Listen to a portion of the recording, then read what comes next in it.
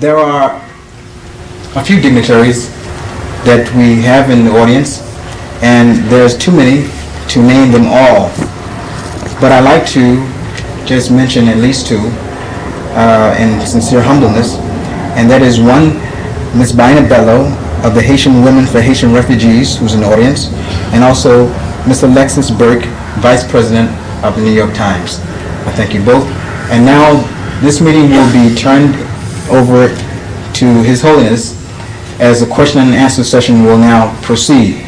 For those of you who like to ask His Holiness a question, there's a mic that's situated in the center of the room. There has been names taken, so if you kindly step forward with your questions. Alhamdulillah.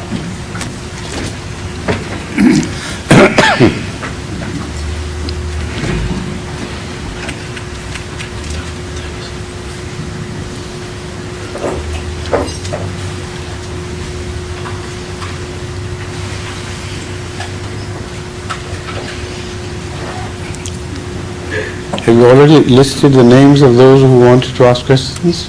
Some have said, but they have also had the right to rescind that if they chose. Of course they have, but the way you said it, I thought it was organized and everybody knew when his turn would come. Is that right? No, they have been All right. given the option. So let's invite all the honorable guests to choose their right to ask questions if they so like. I am at your disposal. I know I have a long experience of such meetings all over the world. I know it's like rain. The first drop is most difficult to come by. But when it begins to rain, then nobody can stop it. So such is always the case of questions and answers, which I have experienced myself. So I hope somebody would become the first drop of rain, but not the last one. Oh yes, of course. Most wonderful. Please. Thanks. Can I put it across? Yeah, thanks. You don't have to tell you, I said without disrespect to you. No. Your Eminence, Assalamu alaikum again. Be good enough and share with us your vision of the role of Islam and of the Ahmadiyya movement in Islam during the next 10 years, 20 years, 50 years. Share with us your vision and enlighten us. Thank you.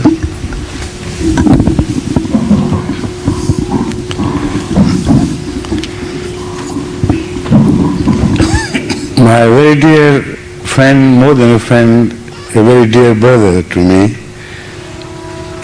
who understands me and I understand him better than many people perhaps can imagine.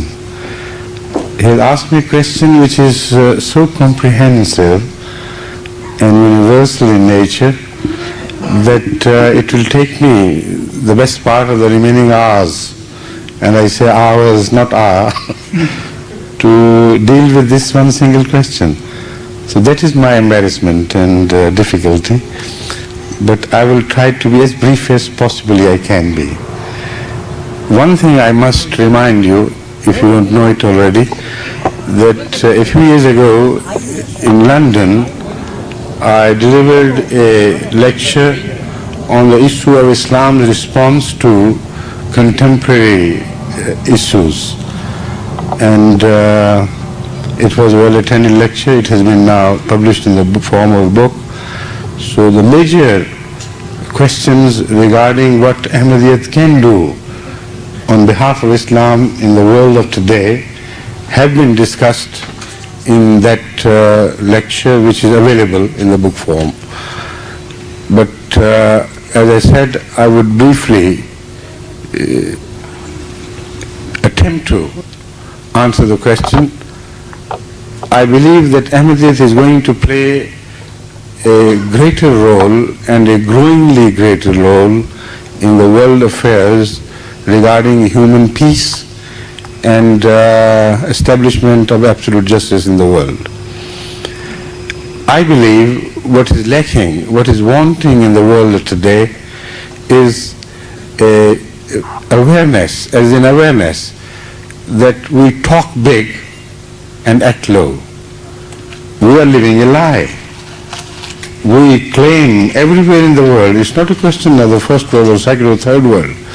Everywhere alike we claim that we are for peace.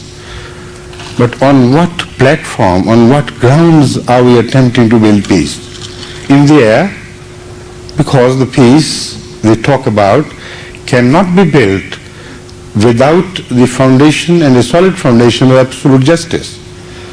So talk of peace without justice is totally meaningless. It's like building castles in the air. And more so it is important because all the world's nations are aware of the impending dangers to the peace, and yet they don't realize that whenever they talk of justice, they do not speak of absolute justice. They speak of relative justice. And this includes America. I hope not to offend the sensibilities of Americans here, but I'm right. I can't be but right because I want to remain truthful. It is a situation which is a universal situation applying to every country. When the political leaders here, for instance, claim that they are working for justice, the term justice is narrowly defined in covering the justice in relation to Americans. If it is unjust for the other nations, but according to the American vantage point, it is just, then every American leader would opt for that narrow-minded justice test, which is acceptable to the Americans in their own countries. And they have no other option, that is the point, because they will be removed from leadership if they behave in a universal manner. So this is just an example because we are sitting here on American soil, which you understand better being Americans mostly, I mean, but I'm talking of the whole world following exactly the same pattern. Ahmadiyya community is committed to spread the awareness of this inconsistency in the world's ambitions and world's actions. Moreover, this inconsistency is found everywhere in relation to moral values. Everywhere we want to be a peaceful society.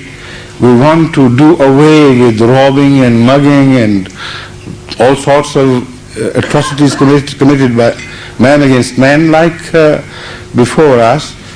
I don't remember, well, it was a senator or a congressman, but an honorable guest who mentioned the figure perhaps of 70-some thousand people being carelessly murdered here in America every year by other youth.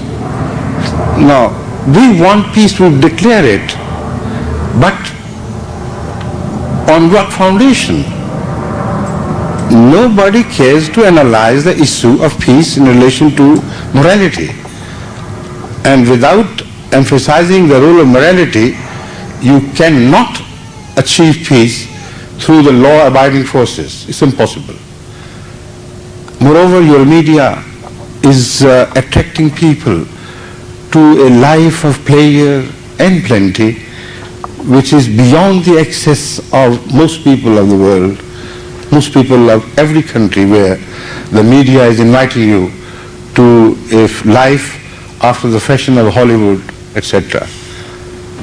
Every Tom, Dick and Harry can have access through television to that beautiful picture, bloated out of reality, of life on earth, having all the pleasures at your doorsteps. And where are the means available to the people? If the fancies are excited, if the desires are worked up, and your inability to achieve creates a sense of helplessness in you, and then you're not armed